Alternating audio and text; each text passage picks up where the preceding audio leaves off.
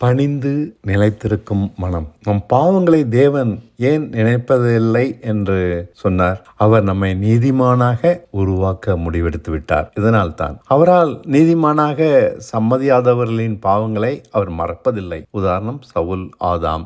எபிரேயர் 8:12 என் பிரமாணங்களை அவர்கள் இருதயத்தில் வைத்து அவர்கள் மனதில் எழுதுவேன் என்று சொல்கிறாரே. இதன் அர்த்தம் நமக்கு பணிந்த மனதையும் கீழ்ப்படிந்த சிந்தையையும் தருவேன் என்பதுதான். இதுதான் நமக்கு இல்லாதிருக்கிறது. அதை அவர் இப்படி சரி செய்கிறார். நம்மை நீதிமானாக வடிவமைத்து கட்டுகிறார். கீழ்ப்படிந்த சிந்தை உள்ளவர்களாக ஆவதால் அவர் எதை சொன்னாலும் செய்கிறவர்களாக மாறுகிறோம். நீதிமான் என்பவன் இப்படித்தான் இருப்பான். நம் முயற்சிகள் இதற்கு தேவையில்லை.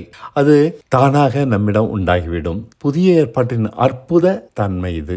ஆபிரகாம் தன் வாழ்நாளில் செய்த பாவங்களை தேவன் நினைக்கவில்லை. அவன் தேவன் சொன்னபடியெல்லாம் நடந்தான். இந்த காரணத்திற்காக ஆபிரகாமை தேவனால் நீதிமானாகும் வழிக்கு தகப்பனாக அறிவித்தார். கொடூரமான பாவங்களுக்காக தாவீதும் புறக்கணிக்கப்படவில்லை. காரணம், தாவீது தன் நாட்களில் தேவசித்தப்படியெல்லாம் நடந்து அவர் விருப்பம் நிறைவேற்றினான். இந்த காரணத்துக்காக அவன் பாவங்களை எல்லாம் எண்ணாமல் தன் இதயத்துக்கு நெருங்கியவன் என அவனை அறிவிக்கிறார். நம்மை அவர் சித்தத்திற்கு கீழ்ப்படிய வைக்க அவரிடம் வல்லமை இருக்கிறது என்பது இந்த தேவனை பற்றி நாம் அறிய வேண்டிய அருமையான விஷயம். அந்த வல்லமையின்படி இந்த மனுஷர்கள் அவருடைய எதிர்பார்ப்பை எல்லாம் நிறைவேற்றி முடித்தார்கள். நம்மை தான் விரும்புகிறபடி நீதிமானாக வடிவமைக்க வல்ல தேவனை இங்கு பார்க்கிறோம். நம்மை நீதிமானாக அவரே வடிவமைப்பதால் பாவங்களை புறம் தள்ளி தன் சாதனையை நம்மிடம் நிறைவேற்றும்படி நம்மை ஏற்றுக்கொண்டார். நீதிமானாக நம்மை கோர்த்து உருவாக்கும் முயற்சியின் முதல் வேலையாக பணிந்து நிலைத்திருக்கும் சிந்தையை நமக்கு தருகிறார். நாம் அதில் பெருகி வளர பவுலை போல பூர்ண மனுஷலாக உருவாகிறோம். காலத்திற்கும் அதன் பின் உலகம் முழுவதும் பிரகாசிப்போம். நம்மை நீதிமானாக பதப்படுத்தும் செயல் மிக வித்தியாசமானது. அதற்காக அவர் பைபிள் கிளாஸோ ஊழிய பயிற்சியோ தருவதில்லை.